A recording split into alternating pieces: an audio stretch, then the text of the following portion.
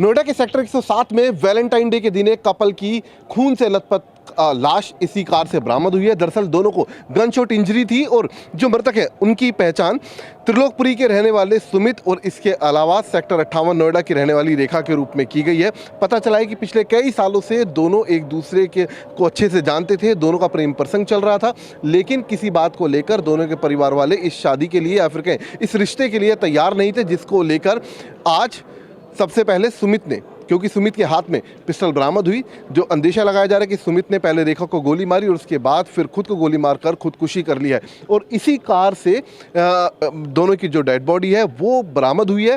फिलहाल forensic team मौके पर पहुंची, जो तमाम सुराग और सबूत थे वो इस गाड़ी से इकट्ठा किए गए। जो पिस्टल है वो फॉरेंसिक टीम ने रिकवर की है और उसको आगे तफ्तीश के लिए भेज दिया गया। इसके अलावा जो दोनों के परिवार वाले हैं उनसे भी लगातार पुलिस बयान दर्ज करने की कोशिश कर रही है ताकि पता चल सके कि आखिरकार जो खुदकुशी की वजह है वो क्या रही है। और क्योंकि उसका रूटीन था, डेली सुबह वो निकलता था, लड़की को ऑफिस छोड़ता था और शाम को लड़की को लेके आता था और ये पिछले 12-15 साल से चल रहा था।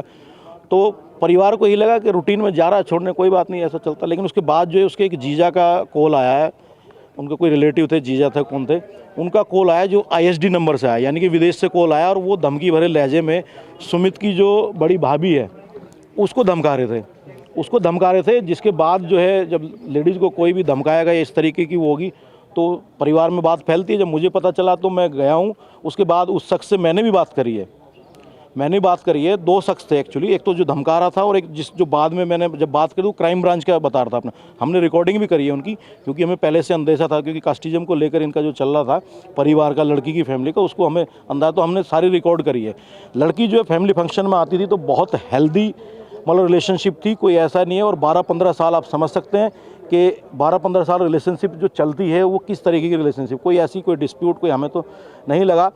जब इन्होंने क्या नाम कल वो मैंने खुद सजेस्ट करा, मैंने यार धमकी मत दो, और जो है ना दोनों लड़की जो है वो बालिग हैं, अगर शादी भी कर लेते तो हमें तो कोई प्रॉब्लम, हमें पहले से भी प्रॉब्लम नहीं थी।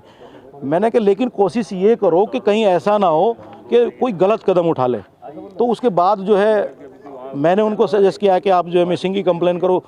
9 बजे तक उन्होंने कोई मिसिंग की कंप्लेन नहीं करी थी। मैंने उनको सजेस्ट किया है कि आप मिसिंग की कंप्लेन करो। जब उन्होंने जो है वो मिसिंग की कंप्लेन की है और उसके बाद जो है ये सारा चीज़ हुआ, और उनको रात में, जैसा हमें पता चला कि रात में उनको लड़के और लड़की का मोबाइल जो है चालू था, लड़के का बंद था, लड़की का चालू था और लगातार बेल जा रही थी।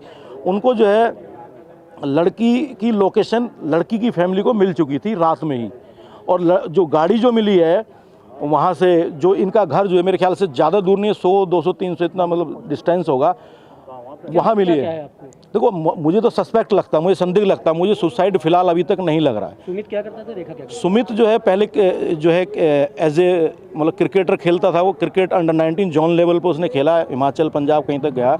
उसके बाद उसको इंजरी हुई है इसी लड़की के साथ, इसी को छोड़ने जा रहा था, उसके साथ पैरों में रोड डली थी, एक्सीडेंट हुआ था इसी रोड पर जहाँ इसकी डेड बॉडी मिली है ना। पहले भी इसका जो है यहीं उसका छोटा सा एक बिजनेस का मतलब है, वाटर प्लांट था, और बाकी जो है ये जो है अपना लाना ले जाना करता। लड़की जॉब करती किसी प्राइवेट फर्म में थी, नहीं पता मतलब किस। सुमित का मैसेज सामने आया है जी, सुमित का एक मैसेज सामने आया है कि मैं जा रहा हूँ। वो सुमित का मैसेज, वही मैं बता रहा हूँ, सुमित का मैसेज जो है हमें परिवार में सुमित ने नहीं भेजा है, ना ही उस लड़की ने भेजा है। ये मैसेज जो आया है उस ISD नंबर से आया, जो कि विदेश से जो नंबर आया ना, उसने ये मैसेज भेजा है। तो इसीलिए सस्पेक्ट है कि शाम को उनको पता चला है, रात को उनको लोकेशन मिल गई है। क्या मानते हैं कि ये हत्या आत्महत्या नहीं कुछ और है? देखो आत्महत्या तो मुझे फिलहाल अभी तक नहीं लग रहा है, मुझे तो ये सीधा मर्डर लग रहा है। और एक कास्टिज्म को लेकर, जातिवाद की जो मैं कह रहा हूँ, क्योंकि बार बार इसी पे मुद्दा चल रहा था, मुझे तो ये लगता है जातिवाद की भेंट